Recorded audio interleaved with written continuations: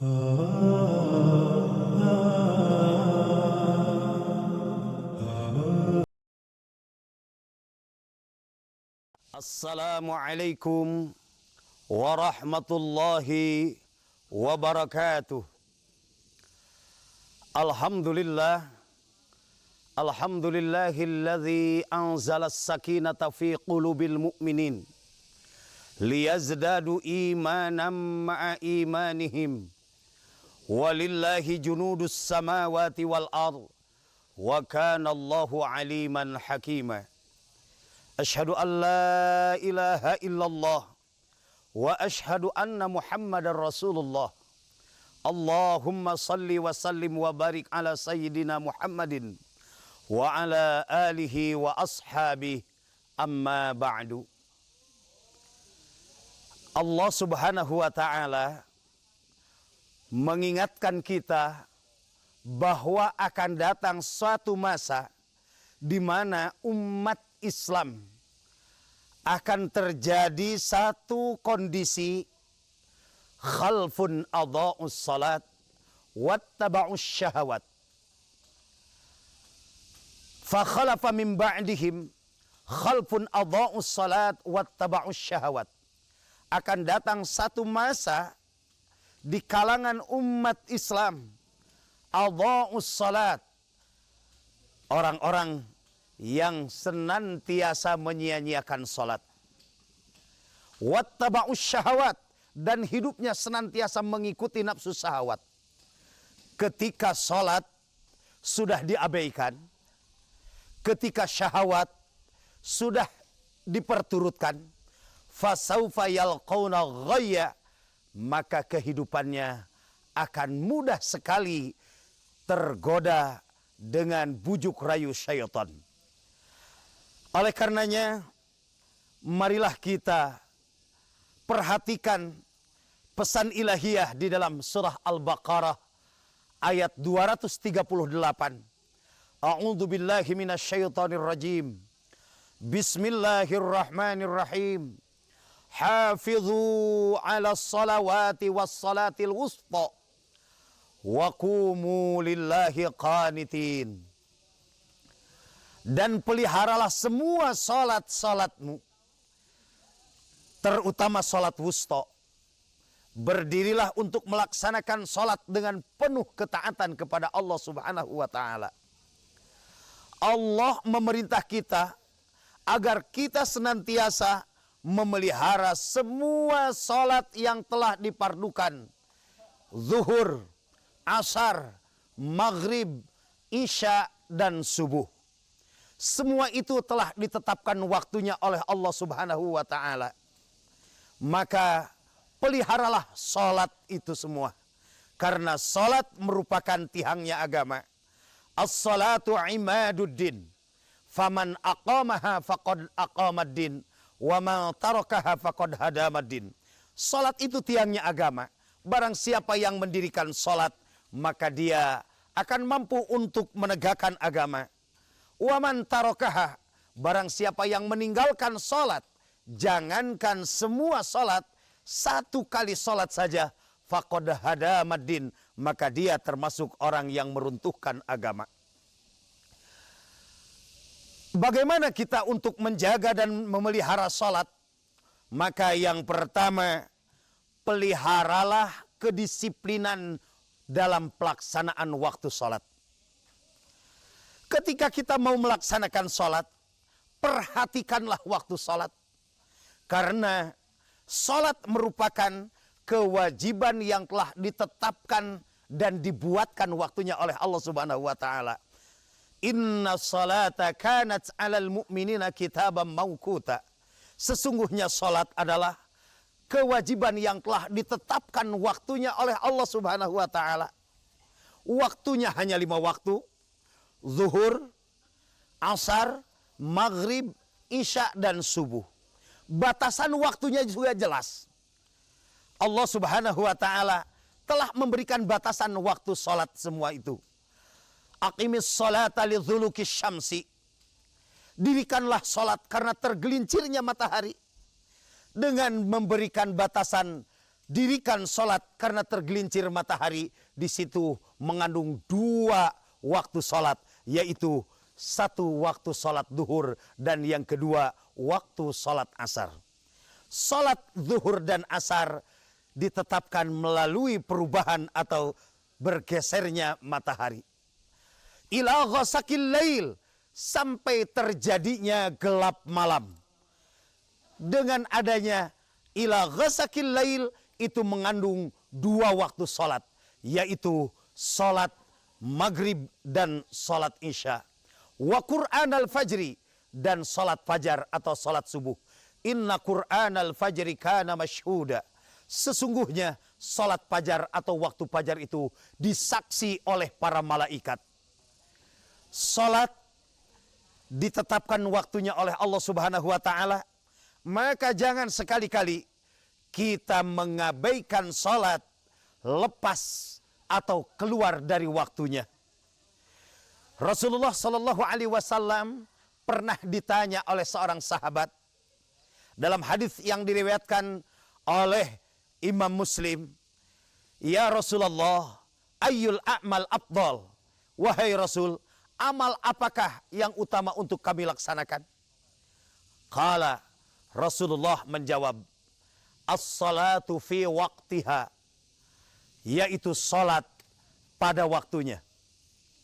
Salat pada waktunya merupakan satu ketetapan Allah Subhanahu wa ta'ala dan untuk mendisiplinkan setiap aktivitas. Orang yang sudah disiplin waktu salatnya, pasti dia akan merasakan manfaat bagaimana kedisiplinan dalam setiap aktivitas kesehariannya. Allah tetapkan batas awal, batas akhir, maka begitu pula dalam kegiatan kita sehari-hari. Ketika ditanya lagi, wa ayu amal ahabu ilallah, dan amal apa yang sangat dicintai Allah? Maka Rasulullah Sallallahu Alaihi Wasallam menjawab, as-salatu fi awwali waktiha. Ketika kita sudah terbiasa disiplin sholat sesuai dengan waktunya, lebih utama kita laksanakan di awal waktu. Karena Rasulullah Sallallahu Alaihi Wasallam menjawab pertanyaan, ayyul a'mal ahabba ilallah, amal apakah yang lebih dicintai Allah? Maka Rasulullah Sallallahu Alaihi Wasallam menjawab, as-salatu fi awwali waqtiha, salat di awal waktu. Salat di awal waktu akan melahirkan kekhusyuan di dalam salat. Sehingga Allah Subhanahu wa ta'ala memberikan jaminan dengan kemenangan dan kebahagiaan bagi orang-orang yang khusyuk dalam salatnya. Qad aflahal mu'minun, sungguh beruntung orang-orang mukmin, yaitu alladzina hum fi salatihim khashi'un, orang-orang yang khusyuk di dalam salatnya. Kita bisa merasakan kekhusyuan dalam salat manakala yang pertama kita telah mengalokasikan waktu yang khusus, tempat yang khusus, sehingga hati kita fokus datang untuk melaksanakan salat. Untuk apa? Salat bukan hanya sekedar berdiri di dalam salat, tetapi salatnya untuk mengingat Allah Subhanahu wa ta'ala. Otomatis salatnya menjadi zikrullah, sesuai dengan tujuan daripada Allah mewajibkan salat. Salah satunya agar kontak komunikasi antara makhluk dengan Khalik. Aqimis sholata li dzikri, dirikanlah salat untuk mengingat aku.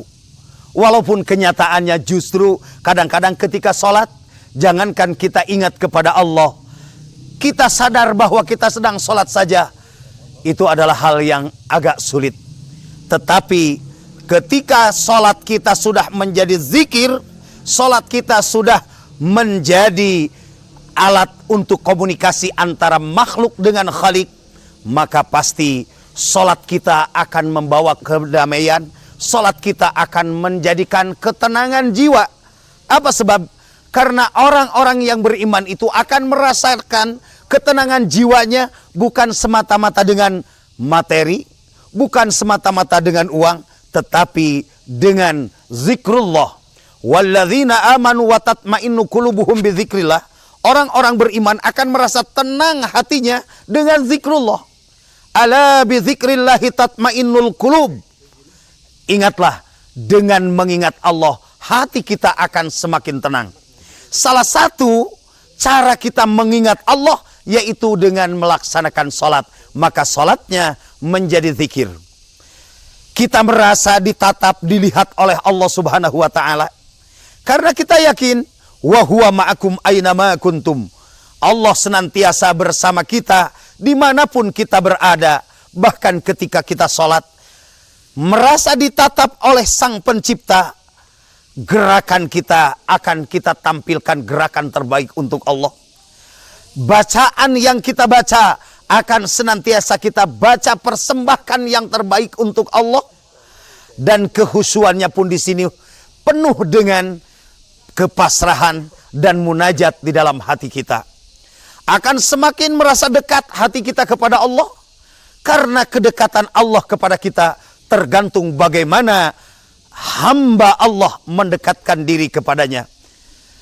Kita yakin kita butuh dengan Allah, maka jadikanlah salat ini untuk meraih cara meminta pertolongan kepada Allah Subhanahu wa ta'ala. Allah Subhanahu wa ta'ala telah memberikan jalan. Wasta'inu bis sabri was salah. Mintalah kalian tolong kepada Allah dengan jalan sabar dan salat. Tetapi ada tahapan yang harus kita ikuti agar salat kita mampu dijadikan alat untuk memohon pertolongan kepada Allah. Yang pertama, laksanakanlah salat tepat pada waktunya. Yang kedua, jadikanlah salat kita untuk mengingat Allah. Dan ketika kita salatnya sudah mengingat Allah, kita dekat dengan Allah, maka akan melahirkan salat tanha anil fahsya'i wal munkar. Salatnya bisa mencegah dari perbuatan keji dan mungkar. Kenapa salat yang kita laksanakan tapi sulit untuk mencegah dari perbuatan keji dan mungkar? Jawabannya karena salat kita mungkin masih termasuk kategori salatul ghafilin, salatnya orang yang masih lalai. Salatnya masih goplah, jauh daripada zikrullah.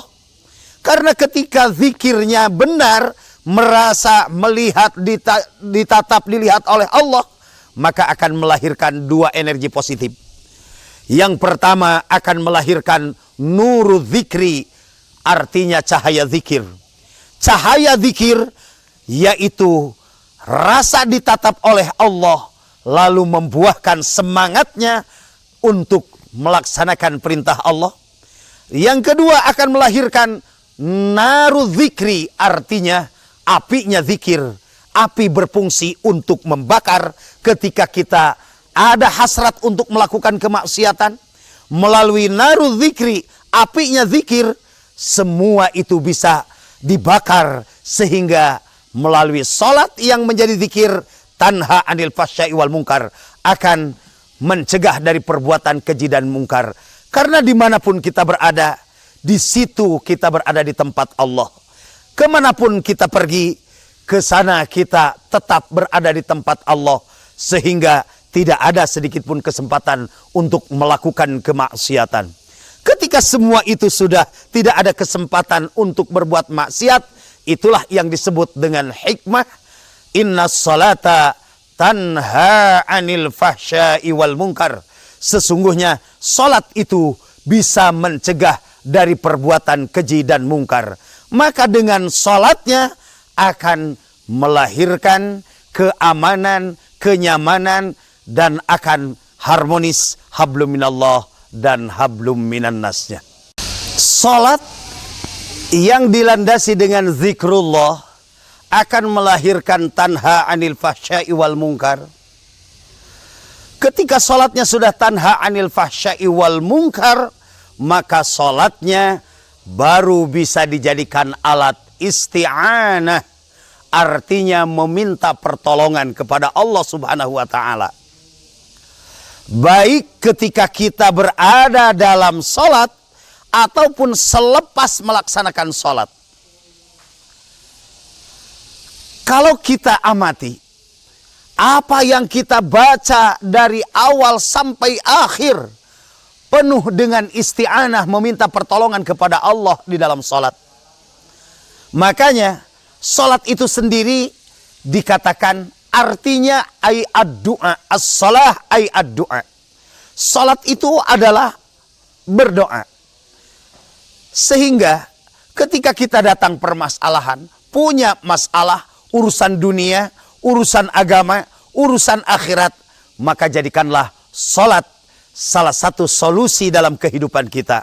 Wasta'inu bis sabri was salah. Yang pertama, sholat fardu harus menjadikan utama untuk mencari solusi dalam kehidupan. Ketika kita melaksanakan sholat, duduk antara dua sujud saja, di situ ada 8 proposal besar. Ada 8 permintaan kita kepada Allah Subhanahu wa ta'ala. Rabbighfirli, kita mohon ampun kepada Allah Subhanahu wa ta'ala. Tatap, lihat dosa apa yang pernah kita lakukan dari mulai akil baligh sampai ketika kita melaksanakan sholat.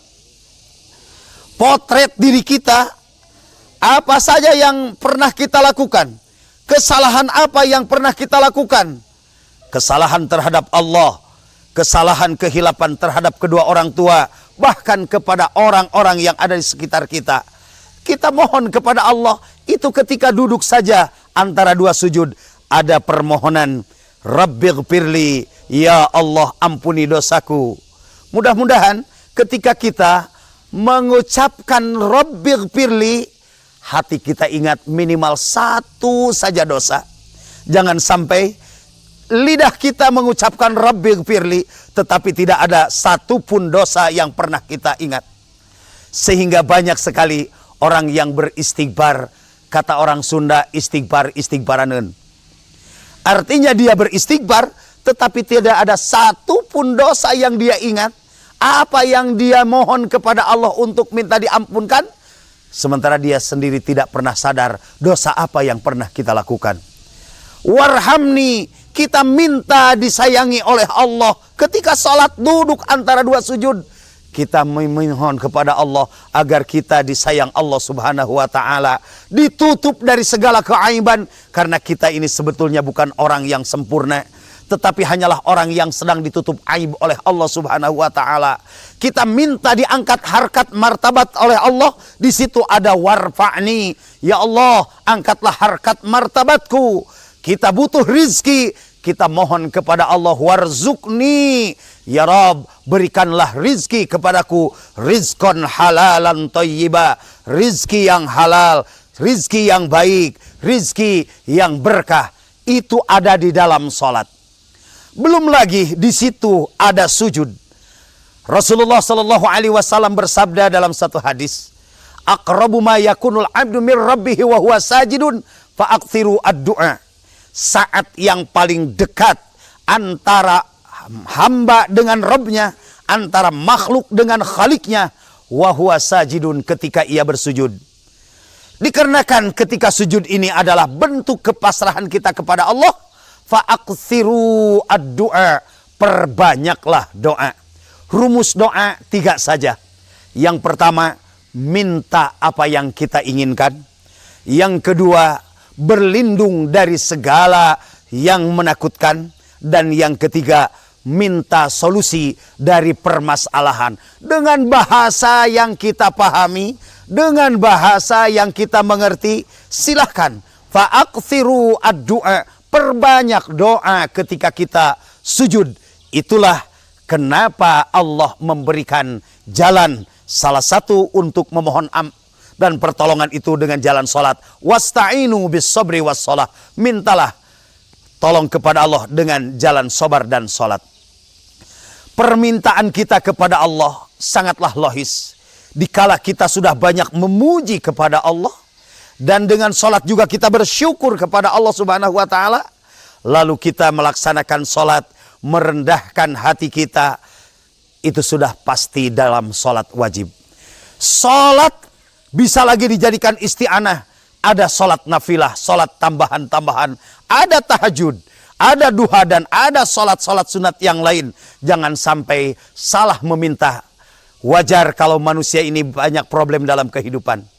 Maka bumbui hidup kita dengan memperbanyak sholat. Bumbui dengan tahajud. Berikan bumbu kita dengan duha. Karena banyak orang yang salah jalan. Allah telah berikan untuk meminta dari hajatnya melalui sholat. Tetapi banyak orang yang justru menjauh dari Allah Subhanahu wa ta'ala. Ingat, bukan hanya kita.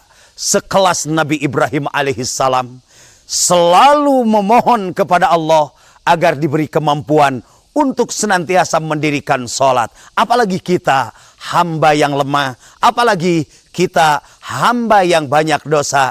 Nabi Ibrahim sampai berdoa, Rabbi ja'alni muqimas shalah.